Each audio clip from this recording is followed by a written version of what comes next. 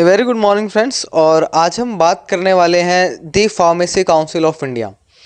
हम जानते हैं कि जो हमारे कॉलेज अप्रूव्ड हैं और जो हम एजुकेशन ले रहे हैं वो सब जो डिज़ाइन किया हुआ है वो हमारा फार्मेसी काउंसिल ऑफ इंडिया ने ही डिज़ाइन किया है कि किस तरह से जो है डी फार्मा होगा, बी फार्मा होगा, एम फार्मा होगा, पीएचडी होगी, फार्मा डी होगी। तो सब आपका फार्मेसी काउंसिल ऑफ इंडिया ने डिज़ाइन किया है। और इसको लेकर आपका जो जीपेट का एग्ज़ाम है, नाइपर का एग्ज़ाम है, इसमें आपके क्वेश्चंस रहते हैं। तो हम नेक्स्ट स्लाइड पर जब हम चलते हैं तो ये जो आप देख रहे हैं, जो पॉइंट्स मैंने यहाँ इंक्लूड करे हैं, इन सब पर क्वेश्चन पूछा जा चुका है।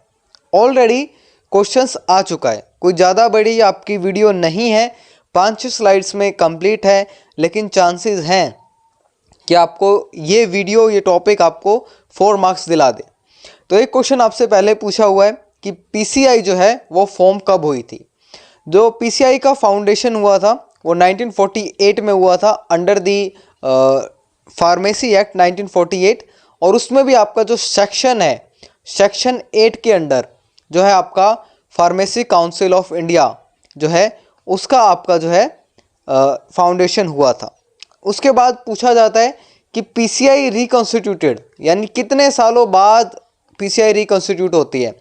जैसे आपको पता है इलेक्शन स्टेट गवर्नमेंट हो या सेंट्रल गवर्नमेंट हो 5 साल बाद होते हैं, वैसे ही जो पीसीआई है वो हर 5 साल बाद उसके जो मेंबर्स हैं वो चेंज होते हैं, चाहे वो आपके इलेक्टेड हों, नॉमिनेटेड हों, वो आपके मेंबर्स जो हैं वो चेंज होते हैं। तो 5 साल बाद होते हैं। तो ये दोनों क्वेश्चन आपके पूछे जा चुके हैं कि पीसीआई का फाउंडेशन कब हुआ था और कितने साल बाद पीसीआई जो है आपकी रिकॉन्स्टिट्यूटेड होती है, यानी दोबारा चुनी जाती है। अब फंक्शंस ऑफ पीसीआई के बारे में देखें तो ये आपका कम पूछा जाता है। सिर्फ आपसे आज तक एक क्वेश्चन पूछा गया है कि जो आपका सेंट्रल फार्मासिस्ट का जो रजिस्टर है उसे कौन मेंटेन करता है। और आपसे पूछा गया है कि जो आपका कॉलेज है या इंस्टीट्यूट है उसको अप्रूवल मिलता है या वो विड्रॉल होता है, तो वो किस तरह से होता है। आई थिंक आपने कभी हुआ है या नहीं हुआ है, क्योंकि मैं जब अपने टाइम पे कॉलेज में था तो उस टाइम पर पीसीआई के जो लोग थे वो आए थे और उन्होंने इंस्पेक्शन किया था कॉलेज का कि कॉलेज को दोबारा अप्रूवल चाहिए होता है, रिन्यूअल चाहिए होता है, तो वो सब आपका चलता है। तो पीसीआई जो है वहीं सभी कुछ देखती है। तो पीसीआई ने क्या करा, frame and educational structure of the pharmacy profession, यहीं से आपका D pharma, B pharma, M pharm, pharma D सब निकला है। और इसको चेंज भी करा है टाइम के साथ। जैसे आप देखेंगे इंडिया में पहले आपका फार्मा डी नहीं था, तो वो बाद में आया है। तो ये चीज़ आपका इम्पोर्टेंट है।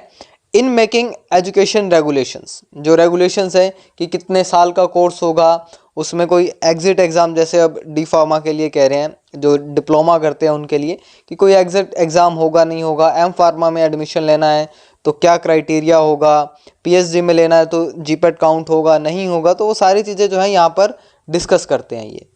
Next is the other function.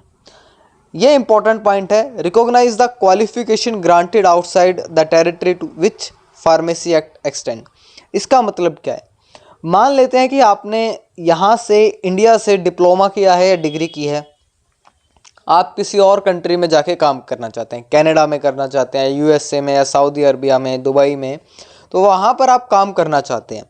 तो ये जो आपका पीसीआई है वो इस चीज़ का ध्यान रखती है कि जो आपने यहाँ से क्वालिफिकेशन गेन की है वो आपकी वहाँ पर भी आपकी जो है लागू हो। अगर आपने यहाँ पे रजिस्ट्रेशन करवाया है इंडिया में, तो वहाँ भी आप जैसे कनाडा में जाएंगे तो आपका कैनेडियन फार्मेसी काउंसिल होगी या उनको जो मेंटेन करता है, तो वहाँ पर भी आपका रजिस्ट्रेशन होगा। तो ये बात का ध्यान जो है पीसीआई रखता है कि आपकी जो क्वालिफिकेशन है वहाँ पर अप्लाइड है या नहीं है। एक और चीज़ भी होती है, अगर कोई बाहर की कंट्री से आकर इंडिया में फार्मासिस्ट का काम करना चाहता है, वैसे रेयरली होता नहीं है क्योंकि बहुत फार्मासिस्ट हैं इंडिया में पहले ही, तो कोई बाहर से आके करना चाहता है, रजिस्ट्रेशन करवाना चाहता है फार्मेसी काउंसिल में, तो वो करवा सकता है। कोई फॉरेनर आके करवाना चाहता है तो उस चीज़ को भी आपका पीसीआई देखता है। Maintain the central register of pharmacist. Central register बनता है, जैसे कि आपका फार्मासिस्ट होगा किसी स्टेट काउंसिल में होगा, पंजाब, हरियाणा, दिल्ली, उत्तर प्रदेश, मध्य प्रदेश, हैदराबाद, कर्नाटका, तो किसी स्टेट काउंसिल में होगा, लेकिन फाइनली जो है वो आपका सेंटर जो आपका रजिस्टर है वहाँ पर आपका नाम ऐड हो जाता है कुछ सालों के बाद। जैसे आपने अगर अभी रजिस्ट्रेशन कराया तो आपका 2-3 साल के बाद जो सेंटर रजिस्टर होता है फार्मासिस्ट का, जिसे पीसीआई मेंटेन करता है, वहाँ पर आपका नाम जो है वो ऐड हो जाता है।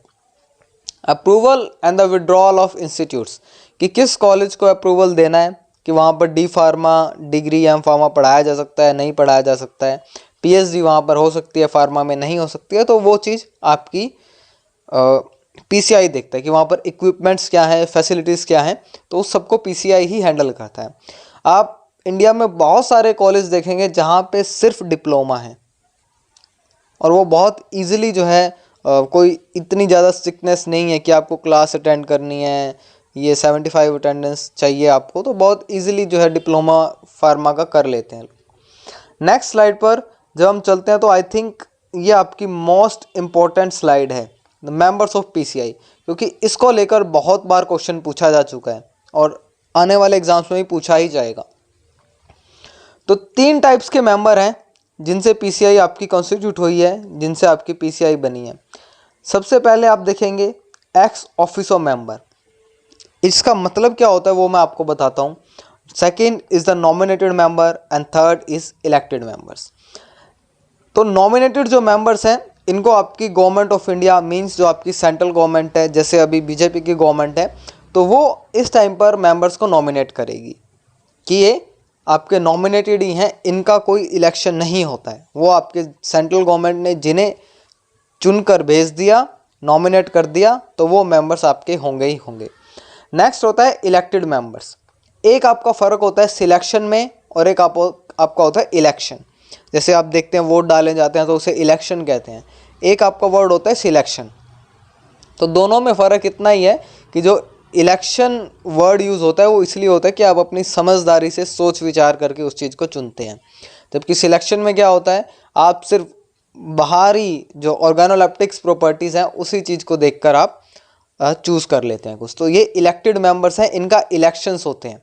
तो फार्मासिस्ट इसमें आपके वोट करते हैं, डिफरेंट लोग होते हैं जो इनमें वोट करते हैं, तो इन सब का आपका रोल होता है। एक्स ऑफिसो मेंबर्स क्या होता है कि ये जो आपके लोग हैं ये ऐसे आपकी सीट पर हैं या ऐसे पद पर हैं ये कि जो आपका मेंबर होंगे ही होंगे, चाहे उसमें गवर्नमेंट बदलती रहे, नॉमिनेटेड कुछ भी होता रहे, नॉमिनेटेड मेंबर इलेक्टेड मेंबर बदलते रहे, जो एक्स ऑफिसो मेंबर्स हैं वो हमेशा रहेंगे, क्योंकि वहीं सबसे इम्पोर्टेंट है, वहीं सबसे हाईएस्ट पोस्ट पर होते हैं। आप देखेंगे सेंट्रल गवर्नमेंट में या इंडियन गवर्नमेंट में फार्मा के अंडर। तो जैसे कि आप देखेंगे अब एक्स ऑफिसो मेंबर्स, तो आपसे जनरली पूछ लिया जाता है कितने मेंबर्स होते हैं, तो 3 आपके एक्स ऑफिसो मेंबर्स होते हैं। सबसे important director general of medical and health services of India, सबसे इम्पोर्टेंट पर्सन रहता है। ये पर्सन आप देखेंगे आपको ड्रग टेक्निकल एडवाइजरी बोर्ड में भी मिलेंगे। Next is the drug controller general of India, DCGI, जिसे हम शॉर्ट फॉर्म में कहते हैं। And the third is the director central drug laboratory Kolkata. ये आपकी बहुत सारी लेबोरेटरीज हैं CDL, जहाँ पर आपकी ड्रग की टेस्टिंग होती है। मुंबई में भी है आई थिंक, लखनऊ में आपकी CDRI है। एक और इम्पॉर्टेंट इन्फॉर्मेशन है कि आपसे पूछा जा सकता है कि पीसीआई का जो ऑफिस है या हेड ऑफिस है वो कहाँ पर है, सिचुएटेड कहाँ है PCI, pharmacy council of India.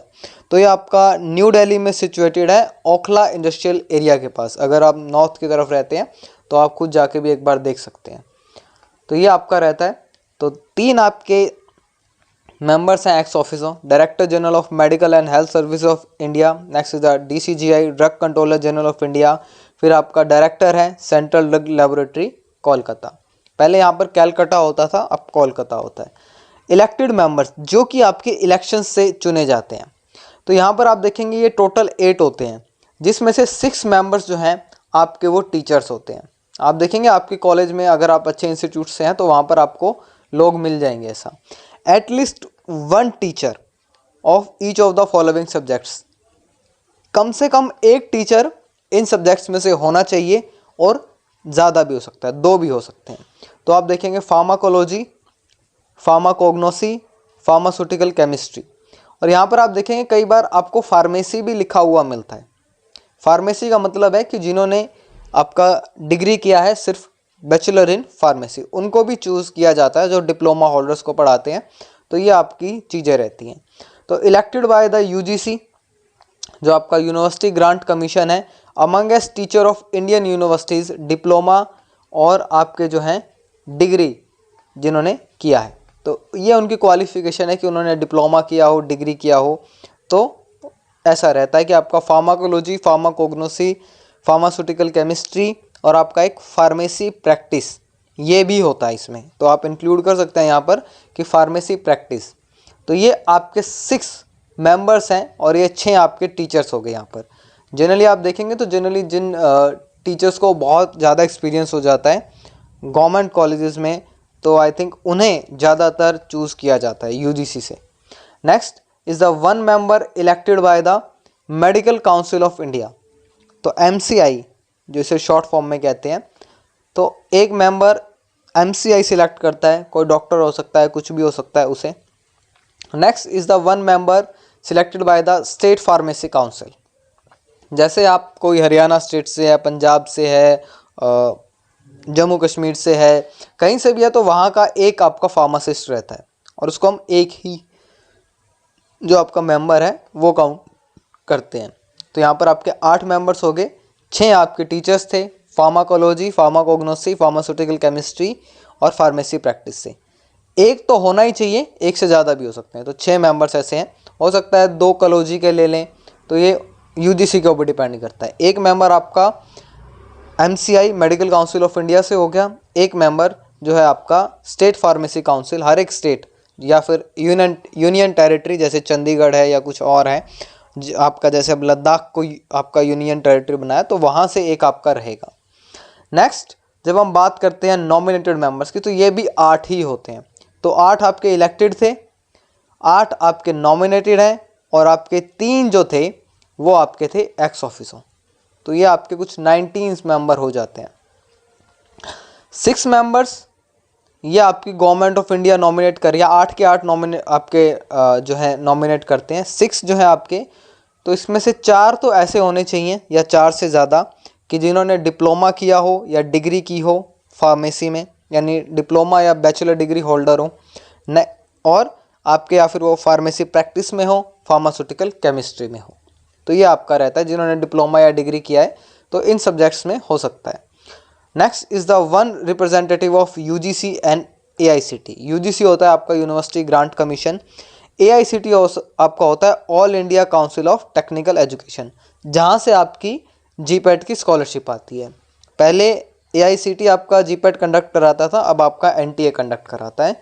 तो ये आपका फ़र्क रहता है और यहीं आपकी स्कॉलरशिप प्रोवाइड करते हैं यूजीसी और AICT. 1 member representing each state, तो एक मेंबर जो है हर एक स्टेट से होता है और वो आपका रजिस्टर्ड फार्मासिस्ट होना चाहिए। तो स्टेट गवर्नमेंट उसको सिलेक्ट करती है और यूनियन टेरिटरी वहाँ से नॉमिनेट होता है वो। तो आपके 8 मेंबर्स हो गए। 6 मेंबर्स थे जिनके पास डिप्लोमा या डिग्री है केमिस्ट्री में, फार्मेसी प्रैक्टिस में या सिंपल फार्मेसी में, तो 6 मेंबर्स हो गए। तो ये आपका रहता है 1 रिप्रेजेंटिंग यूजीसी एआईसीटी और एक आपके मेंबर है जो डिफरेंट स्टेट अपना अपना मेंबर चुनते हैं और आपका जो है यूनियन टेरिटरी का होता है। तो ये आपका टोटल एक पूरा जो है कंस्टिट्यूट होता है पीसीआई। रेगुलेशंस यूजेस आपसे पूछे जा सकते हैं जीपीटी एग्जाम के लिए। तो I hope you like the video, you can press the subscribe button. Thank you so much.